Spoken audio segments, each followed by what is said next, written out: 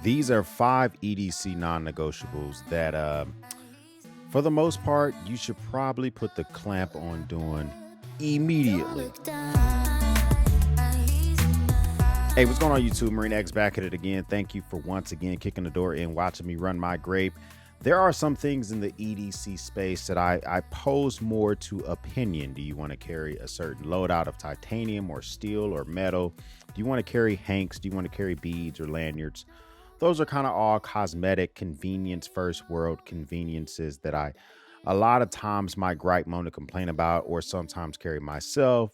Overindulgences, those are all things that can be debated, but some items are almost non-negotiables in different spaces that we all must follow. For instance, in the world of interior design, you probably don't want your dishwasher bumping up against yours when they're open, right? A simple design flaw that you want to avoid in interior design.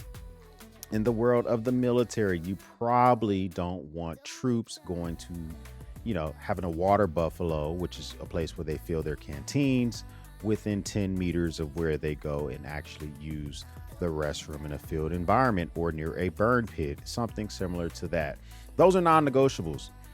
There's some non-negotiables in EDC that we kind of need to visit.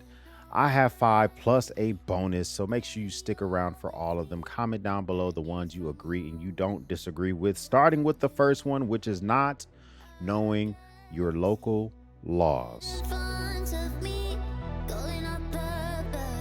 Now, what does it mean to know your local laws? Can you carry a blade that actually locks? Can you carry a blade of a certain length? Does it need to have a certain length? Can it be automatic? Can it be assisted? Can you carry knucks? Can you carry anything like that in every municipality? I mean, though, that's 4 items right there within your EDC that you need to consider. Blade length, automatic opening of knives. Can your actual pocket knife have a locking mechanism? And can you carry accessories or defense type items such as knucks, which a lot of you folks are carrying knucks nowadays, which might not be legal in your area. That's like the first rule of EDC or anything, even if it has to do with a boomstick, your common EDC items. Know your laws, know the things that you can and cannot do. Know if you have to declare something. In some states, you have to declare when you're carrying certain items. That's important to know. For instance, in North Carolina, my CCW, when I had it there, I had to declare to a peace officer that I was carrying a weapon and I was a CCW holder of North Carolina. Here in Texas, you don't have to say a peep. So know your laws, keep yourself on the straight and narrow. I think that's probably the easiest non-negotiable. And if you argue that different in the comments, then you're a knucklehead. I think it's that simple to say. Number 2 on the list, this for me, this is a non-negotiable, but I am open to listening to arguments that say something different. Not carrying tip up blade rear in your pocket for a pocket knife. So for instance, here I have a bunch of knives that are in all different situations that you might carry in your pocket. Let's imagine that this wood seam here right next to the flashlight and the Leatherman, that is the actual seam of your jeans, which is on the outside of your hip. Imagine this is your actual body where the inside of your hip is. And then this is different ways that you can carry the blade in your pocket. This Benchmade bug out here is being carried blade up or tip up of the knife with the spine of the actual blade kissing up against the seam of your pocket, which is the most preferred. Then next to it is a fake Benchmade bug out with the spine facing outward.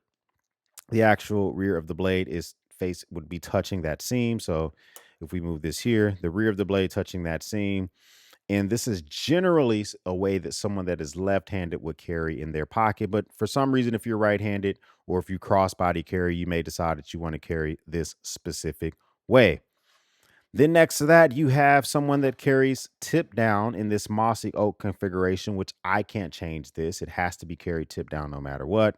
So this is tip down with the actual spine of the blade facing outward, which in this configuration, the only real safe way to carry this would be tip down against your body. Now, there are a number of reasons that I absolutely think it's a non-negotiable to carry tip up blade rear. Is that First off, most knives nowadays have pretty good mechanisms that keep them from opening up automatically.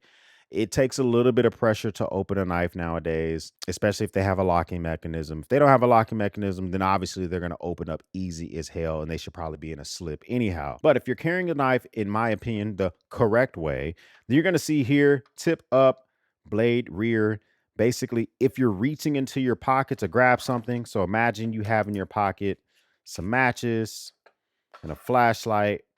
You reach your hand down into your pocket to grab those items. That spine of that blade being against your jeans, it's less likely it ever opens up and slices or stabs yourself, which I think makes a lot of sense. Same scenario. You now have the blade tip up, spine outward in your pocket. You still have those matches and that flashlight in your pocket. Imagine if the blade were to slightly open in your pocket, right? So this is pretty far open, but let's just say it slightly opens in your pocket. You now go to reach into that same pocket, and now you have a blade that could be open and where you can slice yourself, which is obviously pretty dangerous. Now, arguably to say, if you're carrying tip down with the actual the the scales of the blade touching your actual seam here, then even if the blade were to open up a little bit, then you're not very likely to actually slice yourself grabbing those items out. But now that blade is facing down, depending on the type of pants you're wearing, some chinos or some khakis or something like that, you could possibly stab yourself in the leg. So it would only make sense that you carry it tip down near the actual your inner thigh to keep that blade from opening up. So my thing would say is that, in my opinion, the correct way to carry is going to be tip up, blade rear. That's just the most dominant way, in my opinion. But it's really up to you. If you want to carry the wrong way, you can do that. And just kind of a bonus tip, this isn't a requirement, but I absolutely do not believe that you should ever carry a knife in your pocket that doesn't have a pocket clip. And I'm not talking about a sack or a Victorinox or a Leatherman multi-tool or something like that. I'm talking about a straight up knife that doesn't have a pocket clip whatsoever, because every scenario I just talked about for accidentally a knife opening could happen. Something like this, the tactile bear.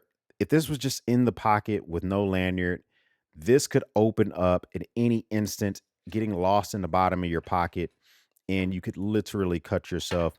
So you want to put this thing in a slip, or if it has a third party availability for a pocket clip for your knife, try to do that as well. But just don't be rolling around straight naked knuckles with your actual blade in your pocket, because you could do it all wrong. Number 3,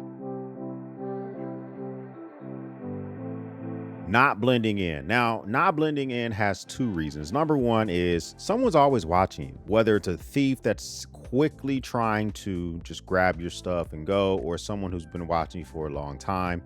I think that you should organically get yourself used to blending in. Not totally gray man. You don't have to go gray man, but it's okay to have pocket art, pocket trash, yo-yos, slingshots, things, show off. You're a blade show, you're having a good time, you're enjoying yourself with buddies. That's great, but make yourself a smaller target. So if you can have different items that can blend in better with your body, I would say to do so. For instance, San Francisco has a crazy problem right now with vehicles being broken in by simply smashing windows, grabbing the stuff that they can see, and running off with those things.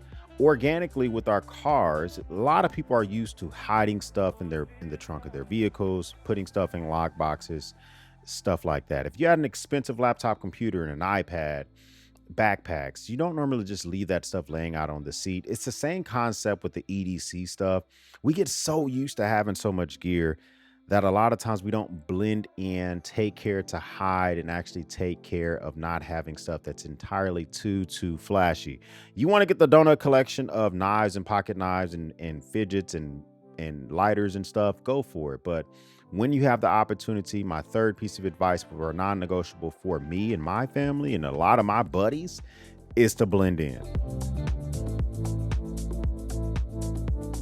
Number 4, not having basic first aid skills. This is an EDC mistake in my opinion, because a lot of us are so big on ensuring that we have the perfect knife, multi-tool, flashlight, nail clippers, hank, everything that we can think of, that we can't render the basics of first aid.